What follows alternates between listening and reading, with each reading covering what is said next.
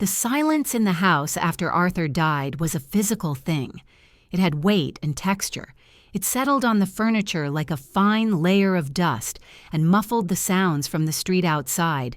For 47 years, this house had been filled with the noise of a life being lived. The rumble of Arthur's laugh, the frantic patter of children's feet on the hardwood floors, the clatter of pots and pans from the kitchen, the constant low hum of conversation.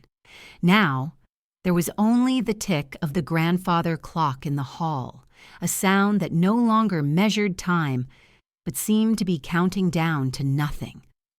I spent the first 6 months in a fog of quiet duty. I sorted through Arthur's clothes, folding his sweaters and smelling the faint, lingering scent of his pipe tobacco and the cedar of his closet. I paid the bills from our shared account, my signature looking lonely on the checks where his used to be. I tended to his roses in the garden, their thorns catching on my sleeves as if trying to hold me back from a future I did not want. My children, Mark and Sarah, visited. Their visits were rituals of obligation, performed with the kind of strained patience one reserves for a difficult but necessary task. They would sit in the living room, perched on the edges of the armchairs, their phones never far from their hands. They would ask how I was doing in a tone that didn't invite a real answer. They brought groceries I didn't need and offered to run errands I could manage myself, gestures that felt less like care and more like an attempt to check a box on a list of filial duties. They looked at me, but I don't believe they saw me. They saw a problem to be managed, a relic of a life that was now concluded, a gatekeeper to the assets Arthur and I had spent a lifetime building. I felt like a ghost in my own home, a silent custodian of memories that only I seemed to value. The house was a museum, and I was its last weary curator. The inciting incident, the moment the fog began to burn away, was not a dramatic explosion but a quiet, clinical pronouncement. It happened on a Tuesday. So I remember that because the gardeners had just left, and the scent of freshly cut grass was sharp and clean in the air. Mark and Sarah had called the day before to schedule what they termed a family meeting. The formality of it was a cold stone in my stomach.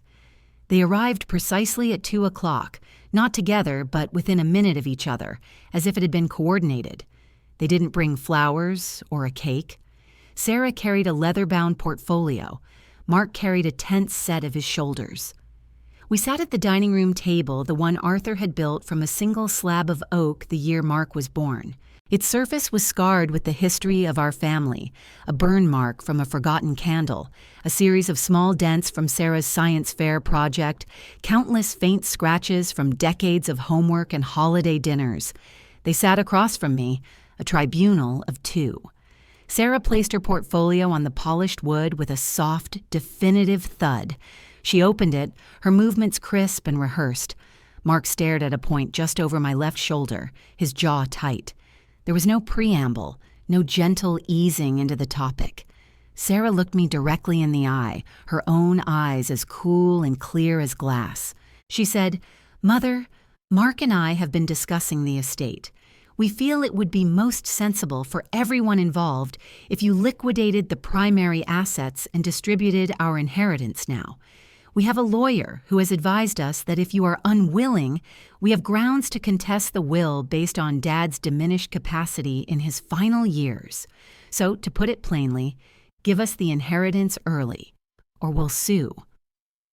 The grandfather clock in the hall chimed the quarter hour. The sound was unnaturally loud in the sudden ringing silence that followed her words. A wave of cold shock washed over me, so intense it felt like being plunged into icy water. It wasn't a hot, angry feeling. It was a freezing, numbing disbelief. My heart didn't race. It seemed to slow down, each beat a heavy, painful thud against my ribs. I looked from Sarah's composed, determined face to Mark's averted gaze. I saw the expensive, unfamiliar watch on his wrist, the silk of his tie. I saw the professional manicure on Sarah's hands, the way her fingers rested possessively on the legal-looking documents. These were not my children, not the boy whose scraped knees I had bandaged, not the girl whose hair I had braided. They were strangers. They were predators who had come to appraise the value of my life and found it wanting. I didn't cry. I didn't raise my voice. The grief and shock were too profound for such simple expressions. I just sat there, looking at them, my silence a wall they hadn't anticipated. I watched the confidence drain from Sarah's face, replaced by a flicker of irritation. I saw Mark shift uncomfortably in his chair. In that moment, something inside me broke, but what grew in its place was not fragile. It was something hard and cold and terribly clear. They left soon after, flustered by my lack of response. I didn't say a word. I just nodded when they said their goodbyes, the sound of the front door closing behind them echoing the finality of a tomb being sealed. For a long time, I remained at the dining room table, my hands resting on the warm, familiar wood. The threat wasn't just about money. It was about erasure. They were trying to declare my life, my marriage, my role as Arthur's partner, over and invalid. The claim of diminished capacity was a poisoned dart aimed at the heart of my 47 years with him. It suggested he hadn't been of sound mind when he'd left everything to me, his wife, to live on for the remainder of my days. It suggested that my stewardship of our shared life was an obstacle to be removed. The initial shock began to recede, and in its place a slow, methodical curiosity began to stir. Why the urgency? Why the ruthlessness? Healthy, successful adults, which they projected themselves to be, did not threaten their newly widowed mother with a lawsuit over money they would eventually receive anyway. Something was wrong. Something was deeply, fundamentally wrong. My investigation began not with a plan, but with a quiet shift in perception. I started to look at my life not as a grieving widow, but as a detective at a crime scene. The house itself was the primary location, and my memories were the first set of files to be examined. I started by going through the household accounts, something I had done with Arthur every month for decades. We were meticulous people. Every receipt was saved, every expenditure logged in a leather-bound ledger. As I went back over the past year, I began to see a pattern. Small things at first. An increase in loans to Mark, recorded in Arthur's shaky handwriting in the margins, with no corresponding record of repayment. A series of large checks written to a boutique Sarah favored, categorized as gifts. But the frequency and amounts were far beyond our usual generosity. It was there, in black and white, a quiet siphoning that had started even when Arthur was alive, when his attention was clouded by illness and medication. I expanded my search. I started listening more carefully during their dutiful weekly phone calls. Before, I had heard their words as background noise, the chatter of their busy lives. Now I listened for what was between the lines. Mark talked about a new business venture, a tech startup that needed significant capital injection. He spoke of it with a desperate, brittle optimism. Sarah complained about the cost of private school for her children and the need to renovate their kitchen, framing it as the unbearable burden of keeping up appearances in their affluent neighborhood. Their lives, which had always seemed so glossy and successful from a distance, now sounded precarious, built on a foundation of debt and desire. Their need for the inheritance wasn't about sensible planning, it was about a desperate, immediate need for a bailout. I called them to the house again about a week later. I tried a different approach. I feigned a gentle maternal concern. I sat them down in the living room, served them tea in my best china, and asked them if they were in financial trouble. I told them that if they needed help, they should have just come to me, that we were family. I was testing them, giving them an opportunity to be honest, to show a shred of the children I thought I had raised. The reaction was instantaneous and unified. It was a wall of condescending denial. Sarah laughed, a short, sharp sound with no warmth in it. "Oh, Mother, don't be so dramatic," she said, waving a dismissive hand. "We're perfectly fine. This isn't about us being in trouble. It's about being smart with our finances. It's just estate planning." Mark chimed in, his voice oozing a placating, patronizing tone that made my skin crawl. "Sarah's right, Mom.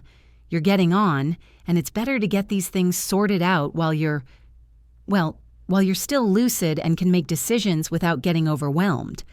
He reached over and patted my hand, a gesture meant to soothe a hysterical child. The gaslighting was so blatant, so insulting, it took my breath away.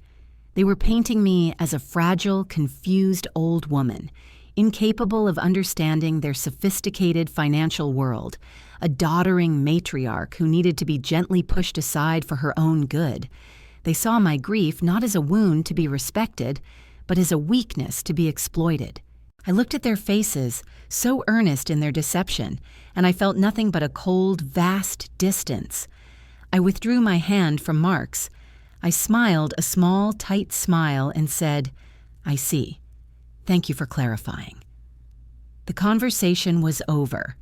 So was any lingering hope that this was all a terrible misunderstanding.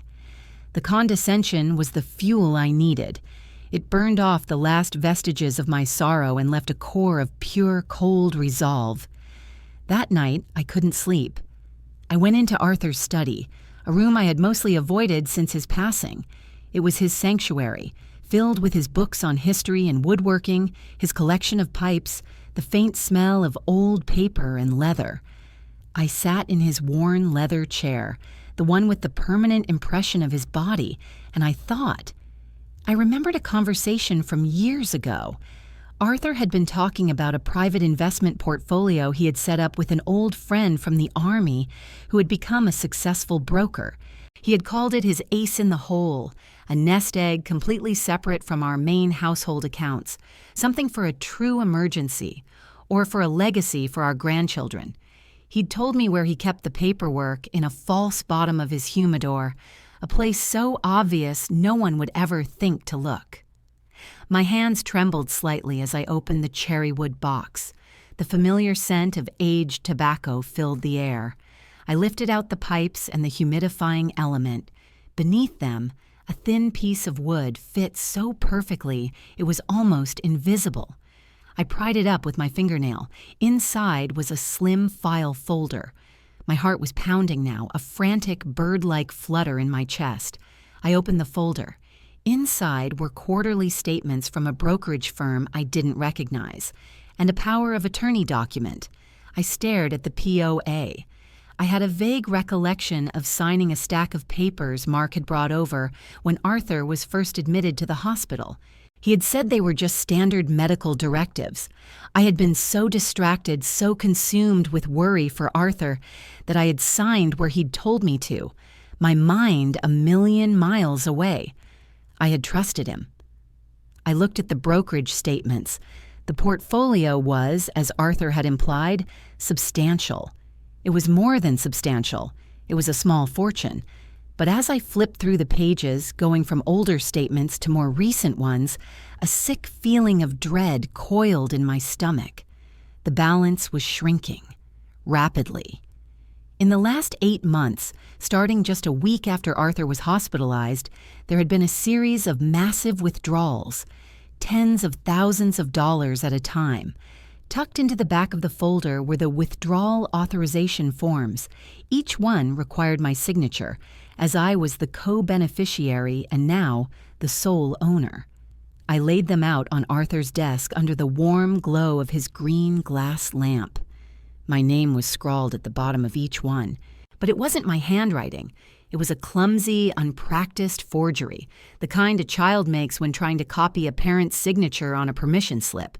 The loops were too wide, the slant was wrong. It was an insult to my intelligence. They hadn't even tried to do it well. They had assumed I would never find this account. They had assumed I was too lost in my grief, too frail and incompetent to ever look. They had been stealing from us, from Arthur while he was dying, and from me while I was grieving. This was the primary evidence. This was the proof that their demand was not just greed, it was the final step in a long, calculated campaign of theft. The coldness in my veins turned to ice. The next day, I called Mark and asked him to come over. I told him I needed help moving a heavy box in the attic, a lie so mundane he wouldn't question it.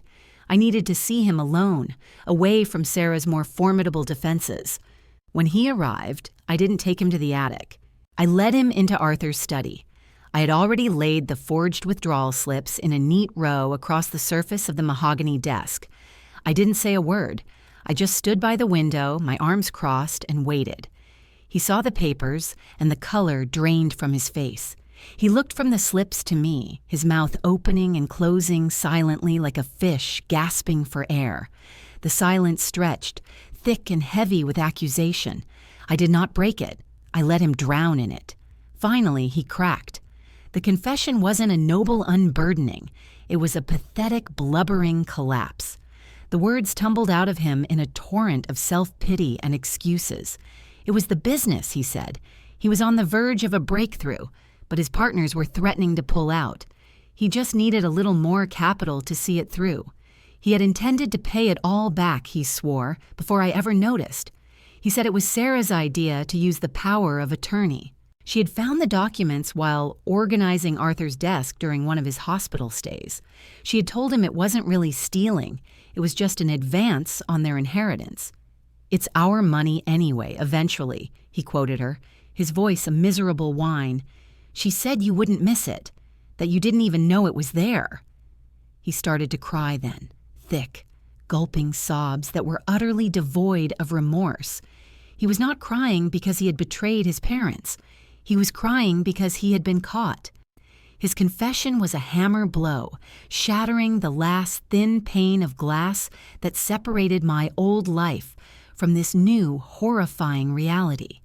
It was worse than I had imagined. This wasn't a recent, desperate act born of their own failures. It was a cold, calculated plan that they had been executing for months.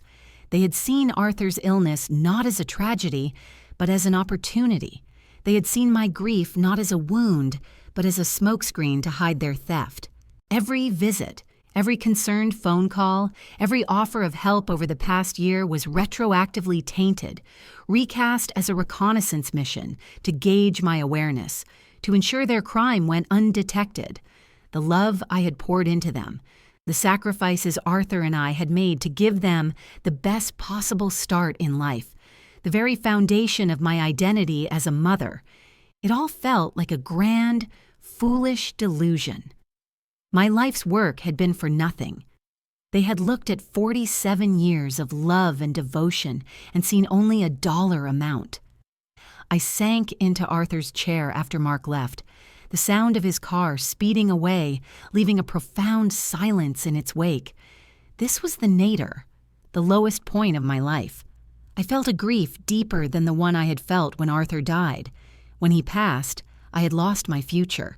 Now, I felt as if I had lost my past as well. It had all been invalidated, rendered a lie by the actions of the two people I had created. The house felt like it was closing in on me, the walls heavy with the weight of my failure. What had I done wrong? How had I raised children who could be so callous, so cruel? I sat there for hours, not moving, as the sun arced across the sky and the study filled with shadows. The tears finally came, hot and silent, tracing paths down my cheeks. They were not tears of sadness, but of desolation. I was utterly and completely alone. But as darkness filled the room, something shifted. The well of my sorrow ran dry. The weeping stopped, and a strange, quiet calm settled over me. The pain was still there, a hard, dense knot in my chest, but it was no longer overwhelming me. It was becoming a source of fuel. The grief had burned itself out, and what was left was not ash, but diamond, hard, sharp, and unbreakable. I looked around the shadowed study, at the books Arthur had loved, at the faint outline of the family photos on the mantelpiece. This was his legacy. This was our legacy. And I would not allow it to be pillaged and squandered by greedy, ungrateful children.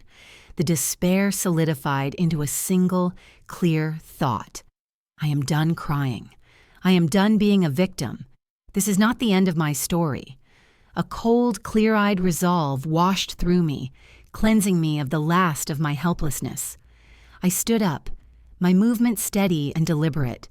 I walked out of the study, leaving the darkness behind, and went to the telephone in the hall. My hand did not shake as I looked up the number for Mr. Thompson, Arthur's old estate lawyer. I was no longer a grieving widow. I was a woman with a purpose. The decision to act was not born of rage or a desire for revenge. It was simpler than that.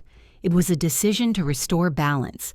They had created a mess, a tangle of lies and theft and disrespect. I would simply clean it up. When I sat in Mr. Thompson's office the next morning, I did not cry or rage. I laid out the facts of the case with a calm, methodical precision that seemed to surprise him. I presented the forged withdrawal slips, the brokerage statements, and my recollection of Mark's confession. I told him about their demand and their threat to sue. I spoke in a quiet, even voice, my hands folded calmly in my lap. I was not a woman seeking sympathy. I was a client presenting a case. Mr. Thompson was a man of few words and immense competence. He was old school, with a neat gray suit and eyes that had seen every form of human folly. He listened to my entire story without interruption, his gaze fixed on my face.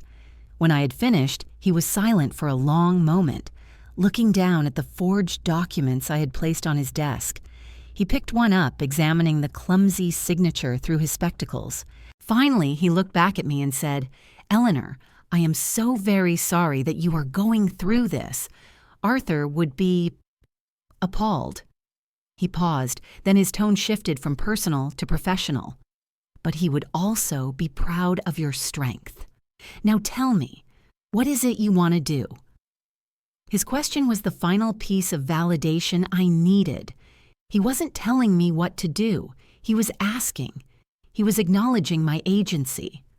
"I want to protect what Arthur and I built," I said, my voice firm, "and I want to ensure that my children receive exactly what they have earned." A small, grim smile touched the corners of his lips. "I see," he said. "Then let us get to work." He suggested we hire a forensic accountant, a specialist in untangling financial deceptions. Her name was Ms. Albright, a sharp, no-nonsense woman who moved with an air of brisk efficiency. For the next 2 weeks, she and Mr. Thompson worked quietly and diligently in the background. They were my allies, professionals who operated in a world of facts and figures, a welcome respite from the suffocating emotional manipulation of my children. Ms. Albright delved into years of my financial records. With my permission, she accessed bank statements, credit card bills, and investment portfolios I hadn't even known existed. She worked out of Arthur's study, turning his sanctuary into a war room. Each day she would give me a brief, factual update. The picture she painted was uglier than I could have imagined. The theft from the private portfolio was just the tip of the iceberg. They had been using my credit cards for lavish vacations. They had forged my signature on a loan application using the house as collateral, which thankfully had been denied due to a clerical error. They had redirected dividend payments from some of my stocks into their own accounts. Mrs. Albright uncovered a string of emails between Mark and Sarah, obtained legally through a subpoena Mr. Thompson quietly filed. In them, they discussed their strategy for handling me. They talked about how to best exploit my emotional state after Arthur's death. They referred to me not as mother, but as the asset holder. They debated the timing of their demand, calculating when I would be at my most vulnerable. Reading those emails was like drinking poison, but it was a necessary poison. It killed the last shred of maternal sentiment I might have harbored. There was no misunderstanding, no moment of weakness. It was a premeditated, long-term campaign of financial and emotional abuse. The evidence was irrefutable, a neat, damning pile of paper that chronicled their betrayal in cold, hard numbers and their own cruel words. With the full picture laid bare, Mr. Thompson and I began the next phase. It was time to systematically dismantle their access and their power. The first step was to revoke the power of attorney they had tricked me into signing. Mr. Thompson drew up the paperwork, and I signed it with a firm, steady hand. A courier delivered the official notices to their homes that same afternoon. I imagined the looks on their faces when they received them. the first flicker of panic that their well-laid plans were beginning to unravel. Next, we moved on to the accounts. We froze everything they had managed to get their names on. We changed all my account numbers and passwords. We put fraud alerts on my credit. It was like changing the locks on a house after a burglary. Each action was a small, satisfying click of a deadbolt sliding into place. The most significant step was changing my will. Mr. Thompson sat with me in his quiet, book-lined office as we went over the document Arthur and I had drawn up years ago. It had been a simple will, leaving everything to each other and then splitting the remainder equally between Mark and Sarah upon the second death. It was a document born of love and trust. Now it was a relic of a life that no longer existed. We can create a new trust, Mr. Thompson explained. It gives you more control and protects the assets more thoroughly. We spent the afternoon restructuring my entire estate. I made a single significant beneficiary, my granddaughter, Lucy.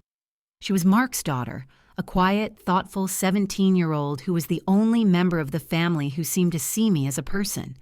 She called me every Sunday, not out of duty, but to tell me about a book she was reading or a problem she was having in her art class. She sent me photos of her paintings. She remembered my birthday without a reminder. She was the only one who had shown me genuine, unprompted affection since Arthur's death. The new trust would provide for her education and her future, managed by a professional trustee until she was mature enough to handle it herself. A significant portion of the estate was also allocated to the charities Arthur and I had supported throughout our lives: the local animal shelter, the public library, a scholarship fund at the community college. And then there was the clause for Mark and Sarah. Mr. Thompson drafted it with exquisite legal precision. They were to be disinherited completely. The will explicitly stated that this decision was made with a clear mind and was a direct result of their fraudulent actions against my estate. To make it legally ironclad, we included a final, brutal bequest. They would each receive a nominal sum, $1. This was to prevent them from contesting the will on the grounds that they had been accidentally forgotten. They had not been forgotten. They had been judged. Signing that new will felt like taking my first deep, clean breath of air after being underwater for a very long time. The final step was purely practical. I called a locksmith and had every lock on the house changed. The phone calls started almost immediately after the power of attorney was revoked. First Mark, his voice a mixture of confusion and panic. He said there must be some mistake. I told him there was no mistake. Then Sarah, her tone sharp and accusatory. She demanded to know what I thought I was doing. I told her I was managing my affairs. They escalated to text messages, a barrage of them, filled with feigned concern, then indignation, then outright threats. I did not reply. I let their frantic digital shouting fade into the silence. A week later, I instructed Mr. Thompson to schedule one final meeting. I called it a family meeting on the invitation, using their own cold term against them. They agreed to come, their arrogance apparently leading them to believe they could still intimidate or manipulate me into reversing course. They arrived together, presenting a united front. They walked into the dining room with an air of impatient authority, as if they were the ones who had called the meeting. But this time, the room was different. I was seated at the head of the table, in the chair that had always been Arthur's. Mr. Thompson was seated at my right, a calm, formidable presence. A single thick file lay on the table in front of him. The sight of him clearly unnerved them. Their confident strides faltered. Sarah's eyes narrowed. "What is he doing here?" she demanded, her voice sharp. "Mr. Thompson is my legal counsel," I replied, my voice even. "Please sit down." They hesitated, then took the seats across from us, the same ones they had occupied when they delivered their ultimatum. The balance of power in the room had irrevocably shifted. I let Mr. Thompson begin. He did not waste time with pleasantries. In a dry, dispassionate voice, he began to walk them through the contents of the file. He detailed the forensic accountant's findings, the forged withdrawal slips from the brokerage account, the credit card statements showing their lavish personal spending, the loan application against the house, the copies of their own emails discussing their plan to manage me. With each new piece of evidence he presented, the color drained from their faces. Mark slumped in his chair, his gaze fixed on the table, a sheen of sweat on his forehead. Sarah, however, tried to fight back. She blustered and denied, calling the evidence a fabrication, a misunderstanding. She accused me of being a vindictive, paranoid old woman, poisoned against them by a money-grubbing lawyer. Her voice grew louder, shriller, echoing in the quiet room. I waited until she had completely run out of steam, her tirade ending in a series of ragged breaths. Then I spoke. My voice was not loud, but it cut through the tense silence with absolute clarity. "You came here a few weeks ago," I began, looking from Mark's pale face to Sarah's furious one. "You sat at this table, a table your father built with his own hands, and you threatened me. You demanded your inheritance. You told me to give it to you or you would sue." I paused, letting the words hang in the air. "I have decided to honor your request. I am giving you your inheritance today. Exactly what you have earned." I slid 2 envelopes across the polished surface of the table. They stopped in front of them. "Inside," I continued, "you will find a copy of my new will in which you are both named. You will also find a check for the full amount of your bequest." Driven by a flicker of confused hope, Mark reached out and tore his envelope open. Sarah followed suit. I watched their faces as they pulled out the $1 bill attached to the legal document. I watched their expressions curdle from confusion to disbelief to pure incandescent rage. $1? Sarah shrieked, her voice cracking. "Is this a joke?" "No," I said calmly. "It is not a joke. It is a consequence. It is the sum total of the respect and love you have shown me. Your real inheritance, the one you've been taking for yourselves for the past year, is detailed in the file in front of you. That is the inheritance you chose." Mark started to sob, a pathetic, broken sound. "Mom, please," he whimpered. "Don't do this. We can fix this." "No," I said, the word as final as a stone. "We can't. Some things, once broken, cannot be fixed. You are no longer welcome in this house. You are no longer a part of my life." As if on cue, the doorbell rang, its chime clear and resonant through the house. Sarah and Mark looked towards the sound, their faces a mask of confusion. "I believe that is for you," I said. Mr. Thompson had, at my request, presented the full case file to the district attorney's office that morning. The evidence of felony fraud, forgery, and financial elder abuse was overwhelming. He had also arranged for police officers to be present to serve the warrants for their arrest at the conclusion of our meeting. I did not get up to answer the door. I did not need to. I simply sat there as they were escorted from my home, their protests and pleas fading as they were led down the stone path your father had laid. I did not watch them go.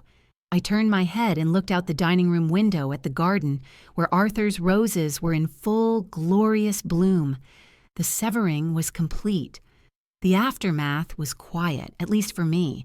The legal proceedings against Mark and Sarah moved forward with a grim, bureaucratic efficiency. I was not required to testify. The documentary evidence was so comprehensive that they were advised to plead guilty to lesser charges to avoid a lengthy trial and a more severe sentence. They were convicted of fraud. They avoided prison time, but were given long terms of probation, community service, and ordered to pay restitution, a sum so large they would likely be paying it for the rest of their lives. Their downfall was swift and total. The money they had stolen was gone, spent on propping up failing businesses and funding lifestyles they couldn't afford. They lost their homes. Mark's wife left him, taking Lucy with her. Sarah's social circle, which she had prized so highly, evaporated overnight. News of their crime, the financial abuse of their own grieving mother, made them pariahs. I heard all of this through Mr. Thompson, who delivered the information in his usual factual tone. I did not feel joy at their ruin. I felt no satisfaction, no vengeful glee. What I felt was a profound and somber sense of relief, like a patient feels after a necessary but painful amputation. The sickness had been removed from my life. Their punishment was not my victory. It was simply the logical conclusion of their own choices. It was balance, restored. The house felt lighter. The oppressive weight of their deceit and greed lifted from its foundations. The silence was no longer heavy with unspoken resentments. It was clean and peaceful. I was alone, but I was not lonely. I was free. In the weeks that followed, the phone rang with calls from extended family, aunts, uncles, cousins. Some called to offer support, but most called to meddle. They spoke of forgiveness, of the importance of family, of not letting a misunderstanding about money tear us apart. They did not know the depth of the betrayal, and I had no intention of explaining it to them. Their platitudes were meaningless. Forgiveness was a gift, and it had to be earned. My children had shown no remorse, only anger at being caught. So I set my new boundaries. To the lectures about forgiveness, I would simply say, "Thank you for your concern, but the matter is closed." Then I would gently hang up the phone. I did not argue. I did not justify my actions. My peace was more important than their opinion. About 6 months after the final confrontation, I sold the large family house. It had served its purpose. It was a vessel for a life that was over, and I was ready to begin a new one. I bought a small cottage by the sea, a place with 2 bedrooms, a large sun-filled kitchen, and a wild, rambling garden that needed a lot of work. It was perfect. I packed only the things that brought me joy: my books, Arthur's favorite armchair, my grandmother's china, the photos of Arthur and me when we were young and full of dreams. I left the rest behind. As I drove away from the old house for the last time, I didn't look back. My new life took on a quiet, steady rhythm. I woke with the sun and drank my coffee on the small porch, watching the waves crash on the shore. I spent my days in the garden, my hands in the soil, coaxing new life from the earth. I learned the names of the seabirds. I baked bread, filling my small house with its warm, comforting scent. I read all the books I had never had time for, traveling to distant lands and different eras from the comfort of Arthur's armchair. The silence of my new home was a companion, a peaceful presence that allowed me to hear my own thoughts for the first time in years. I felt the tight knot of grief and betrayal in my chest slowly, finally, begin to unwind. I felt light. The one thread connecting me to my past was Lucy. After the legal proceedings were over and her parents' lives had imploded, she had reached out to me. Her first call was hesitant, full of fear that I would blame her for the sins of her father. I assured her that I did not. She was an innocent in all of this. She started visiting me on weekends, taking the train down to the coast. She was studying horticulture now, and my wild garden became her project. We would spend hours together, not saying much, just working side by side, pulling weeds, planting new flowers, pruning the old ones. Her presence was a quiet joy. She never asked about Mark. She never mentioned the inheritance. She just asked me about my day, about the book I was reading, about how to properly stake a tomato plant. She saw me, Eleanor, not the asset holder, not a problem to be managed, just her grandmother. She was my family now, the only one I needed. Our relationship was not built on obligation or entitlement, but on a foundation of mutual respect and quiet, genuine affection. She was the worthy successor, the true inheritor of the love that Arthur and I had cultivated for a lifetime. It's funny, the things you learn when your life is stripped down to its essential elements. For years, I believed my value was tied to my role as a wife and a mother. I measured my success by the happiness and achievements of my family. I poured everything I had into them, believing that my sacrifice was the highest form of love. But I was wrong. Love is not supposed to be a transaction. It is not an obligation you fulfill in the hope of a return on your investment. Family is not an entitlement program. It is a garden. It requires constant tending, respect for the soil, and a willingness to pull the weeds before they choke out the light. My children saw the garden only as something to be harvested, to be stripped bare for their own benefit. They never understood that its true value was in its beauty, its resilience, its capacity for new growth. I learned that choosing to protect yourself is not an act of selfishness. It is an act of survival. Closing a door on people who harm you is not an act of vengeance. It is an act of self-respect. You cannot force someone to value you. You can only set the price of your own peace and refuse to sell it for less than it is worth. I do not think of what I lost. I think of what I have gained. Clarity, solitude, and a quiet, unshakable sense of my own worth.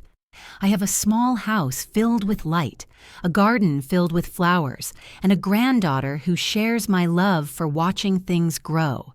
It is more than enough. It is never too late to reclaim your life.